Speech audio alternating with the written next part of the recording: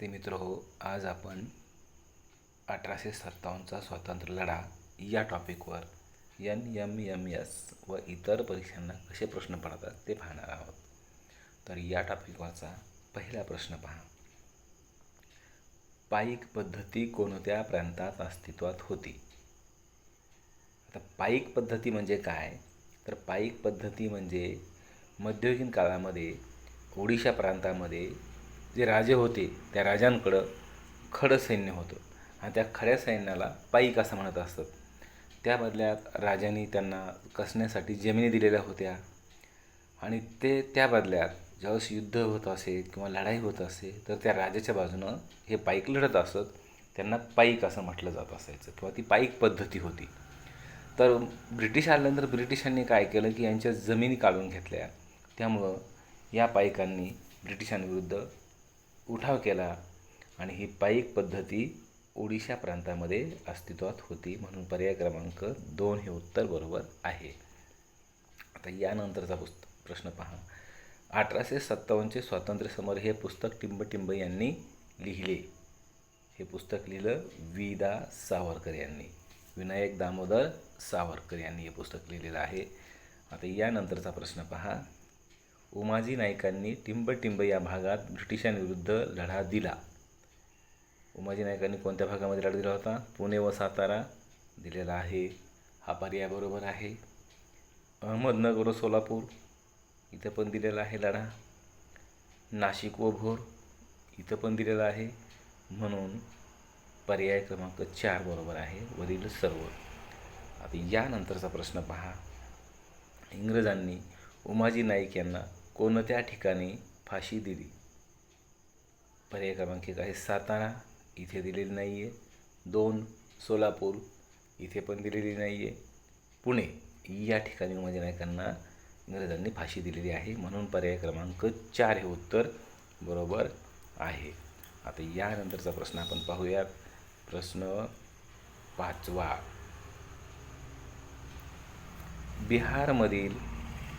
बिहारमधील टिंबटिंब या आदिवासी जमातींनी ब्रिटिशांच्या विरोधात लढा दिला. तर बिहारमधल्या कोणत्या आदिवासी जमातींनी ब्रिटिशांच्या विरोधात लढा दिला होता? संथाल या आदिवासी जमातींनी लढा दिला होता. म्हणून पर्याय क्रमांक 1 हा बरोबर आहे. आता यानंतरचा प्रश्न पहा. महाराष्ट्रातील टिंबटिंब या आदिवासी जमातींनी इंग्रजांविरुद्ध लढे दिले. आता महाराष्ट्रातल्या कुठल्या आदिवासी जमातींनी लढे दिलेले आहेत? भिल्लांनी दिलेला आहे, कोळ्यांनी दिलेला आहे, रामोश्यांनी दिलेला आहे. म्हणून वरील सर्व हा पर्याय बरोबर आहे. आता यानंतरचा प्रश्न पहा. गडकऱ्यांनी टिंबटिंब परिसरात इंग्रजी सत्तेला आव्हान दिले. आता गडकऱ्यांनी टिंबटिंब परिसरात इंग्रजी सत्तेला आव्हान दिलं. तर गडकऱ्यांनी कोणत्या परिसरात आव्हान दिलेलं आहे? कोल्हापूर. म्हणून पर्याय क्रमांक 2 हा बरोबर आहे. आता यानंतरचा आपण प्रश्न पाहूयात. खालीलपैकी कोणते विधान सत्य आहे? खालीलपैकी कोणते खाली जे विधान दिलेले आहेत पर्यायामध्ये, पर्याय क्रमांक 1, 2, 3 आणि 4 यापैकी कोणतं सत्य आहे ते आपल्याला शोधायचं आहे. तर पर्याय क्रमांक 1 आहे ईस्ट इंडिया कंपनीच्या फौजेत अनेक भारतीय सैनिक होते. हा पर्याय बरोबर आहे. अनेक भारतीय सैनिक होते. यानंतर भारतीय सैनिकांचे वेतन व भत्ते इंग्रज सैनिकांपेक्षा कमी होते. हेही बरोबर आहे, कारण खूपच कमी असायचं. जवळपास 4 पटीचा फरक होता. 1806 मध्ये वेल्लोर येथील सैनिकांनी उठाव केला. हा पर्यायही बरोबर आहे. म्हणून वरील सर्व हा पर्याय क्रमांक 4 हे उत्तर बरोबर आहे. आता यानंतरचा प्रश्न पहा. खालीलपैकी टिंबटिंब 1857च्या उठावाचे आर्थिक कारण आहे. तर 1857च्या उठावाचं आर्थिक कारण कोणतं आहे ते पाहिजे आपल्याला. शेतकऱ्यांकडून जबरदस्तीने महसूल वसूल केला जात असे. अगदी बरोबर आहे. इंग्रजांनी भारतातील उद्योगधंद्यांवर जाचक कर बसवले. हेही बरोबर आहे. अनेक भारतीय कारागीर बेकार झाले. हेही बरोबर आहे. कारण अनेक भारतीय कारागीर बेकार का झाले? कारण इंग्लंडमध्ये तयार होणारा माल, मशीनवर तयार होणारा माल भारतात येऊ लागला आणि मग तो भारतीय लोकांना आवडत असे. चकचकीत, गुळगुळीत असा अनेक कंपन्यांमध्ये तयार झालेला माल भारतात आला. त्यामुळं भारतातले कारागीर बेकार झाले, हे पण बरोबर आहे. वरील सर्व बरोबर. यानंतरचा प्रश्न पहा.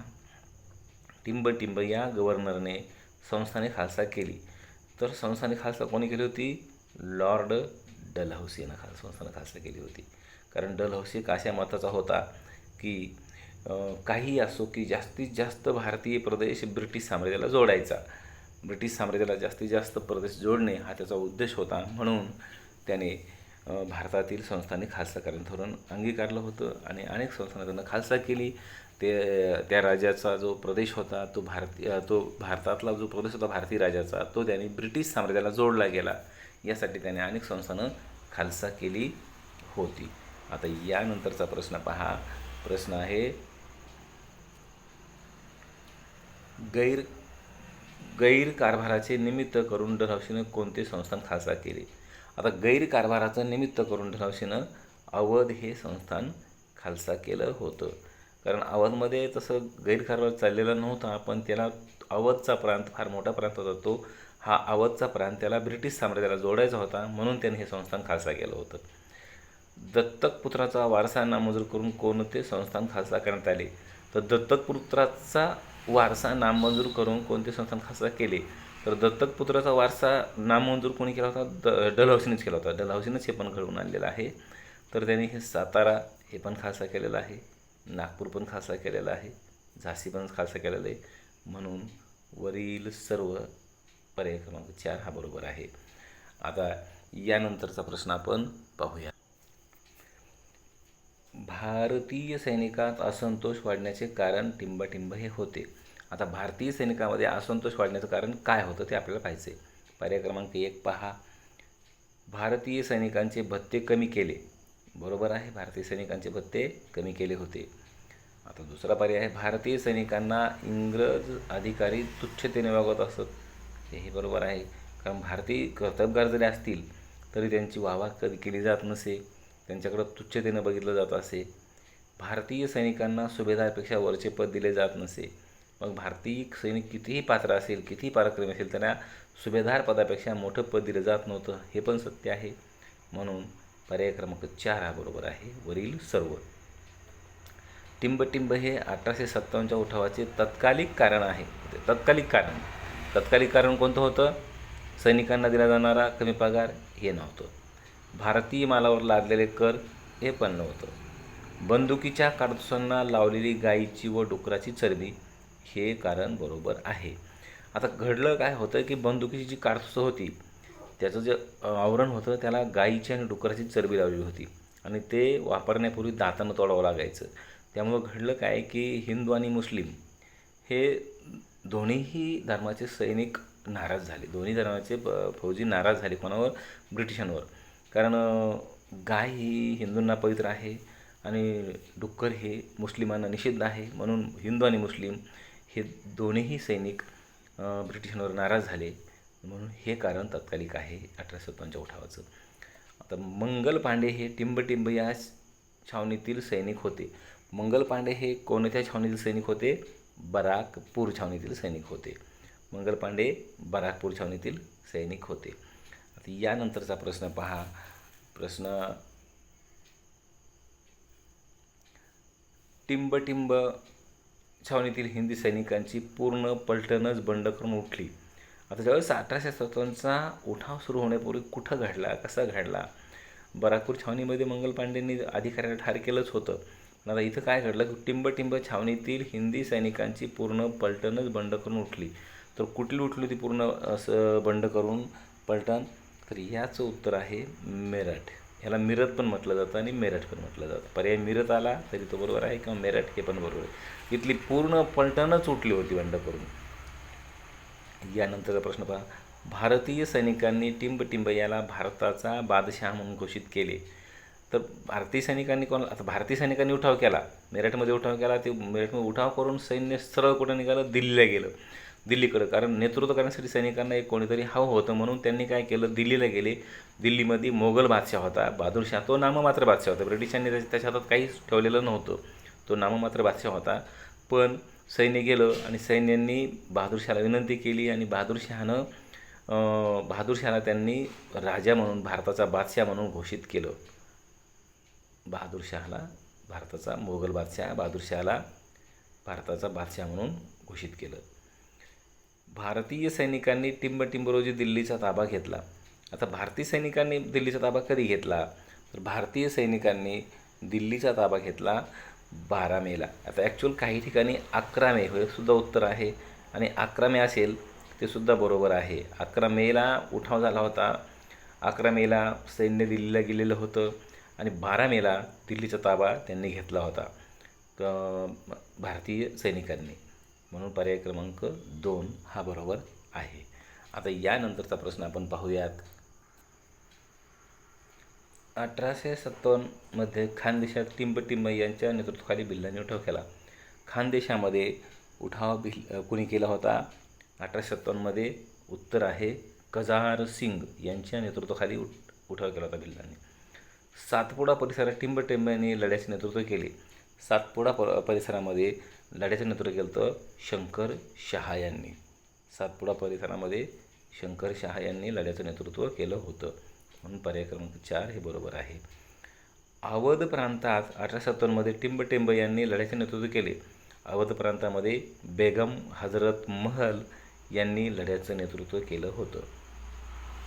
बेगम हजरत महल आणि यांचं संस्थान डलहौसीनं गैरकारभाराच्या नावाखाली खालसा केलं होतं. राणी लक्ष्मीबाई यांनी टिंबटिंब येथे लढ्याचे नेतृत्व केले. राणी लक्ष्मीबाईंनी कुठे केलं होतं? झाशीमध्ये. झाशी या ठिकाणी राणी लक्ष्मीबाईंनी लढ्याचे नेतृत्व केलं होतं. मोगल बादशहा बहादूर शहा याला इंग्रजांनी टिंबटिंब येथे कारावासात ठेवले. मोगल बादशहाला ज्यावेळेस 1857च्या उठावामध्ये भारतीयांचा पराभव केला इंग्रजांनी, मग मोगल बादशहाला त्यांनी कैद केलं आणि त्याला कैद करून इंग्रजांनी रंगून या ठिकाणी ठेवलं होतं. त्या रंगूनमध्येच बादशहाचा मृत्यू पण झाला. शेवटपर्यंत त्याला सोडलंच नव्हतं. नानासाहेब पेशवे, आता हा प्रश्न पहा. रंगूनला कैद करून ठेवला, याच्यानंतरचा प्रश्न पहा. नानासाहेब पेशवे व बेगम हजरत महल. नानासाहेब पेशवे व बेगम हजरत महल यांनी 1857च्या उठावातील पराभवानंतर टिंबटिंब येथे आश्रय घेतला. 1857च्या उठावामध्ये नानासाहेब पेशव्यांचा बेगम हजरत महल यांचा पराभव झाला आणि मग पराभव झाल्यानंतर हे दोघेही नेपाळला गेले होते. नेपाळमध्ये त्यांनी आश्रय घेतला होता. नेपाळ हे लक्षात ठेवायचं. तर यानंतरचा प्रश्न पहा. खालीलपैकी टिंबटिंब हे 1857चा उठाव अयशस्वी होण्याचे कारण आहे. अयशस्वी, प्रश्न नीट पहा. यशस्वी आणि अयशस्वी यात फरक आहे. अयशस्वी होण्याचे कारण काय आहे? तर हा उठाव संपूर्ण भारतात एकाच वेळी झाला नाही. बरोबर आहे, कारण उठाव हा एका वेळी भारतामध्ये झालेला नाही, वेगवेगळ्या ठिकाणी वेगवेगळ्या तारखेला झालेला आहे. त्यामुळं ब्रिटिशांना एक ठिकाणी झालेला उठाव मोडून काढणं सोयीचं ठरलं ब्रिटिशांसाठी. सर्वमान्य नेत्याचा अभाव होता, हेही बरोबर आहे, कारण सर्वांना मान्य होईल असा नेता नव्हता. मान्य आहे की सैनिकांनी, भारतीय सैन्याने मोगल बादशहाला भारताचा बादशाह म्हणून घोषित केलेलं होतं, पण तरीही याचं बादशहाचं नेतृत्व काही हिंदू राजांना मान्य नव्हतं, कारण त्याचं नेतृत्व स्वीकारायला ते तयार नव्हते. हे पर्याय बरोबर आहे. राजे रजवाड्यांच्या पाठिंब्याचा अभाव, आता हा पण पर्याय बरोबर आहे. राजे रजवाडे सगळेच भारतातले राजे ब्रिटिशांच्या विरोधात उठले नव्हते. काही जणांनी ब्रिटिशांची इतबारे त्यांना सहकार्य केलं होतं. 1857च्या उठावाच्या वेळी अनेक राजे ब्रिटिशांच्या बाजूने होते, हेही बरोबर आहे. म्हणून पर्याय क्रमांक 4 वरील सर्व पर्याय बरोबर आहेत. आता यानंतरचा प्रश्न आपण पाहूयात. खालीलपैकी टिंबटिंब हा 1857च्या लढ्याचा परिणाम आहे. आता 1857चा उठाव झाल्यानंतर त्याचे परिणाम काय काय झाले या पर्यायामध्ये दिलेले आहेत. तर कोणता परिणाम 1857च्या लढ्याचा आहे तो आपल्याला पाहायचा आहे. तर एक पर्याय काय दिला? ब्रिटिश पार्लमेंटने ईस्ट इंडिया कंपनीची राजवट बरखास्त केली.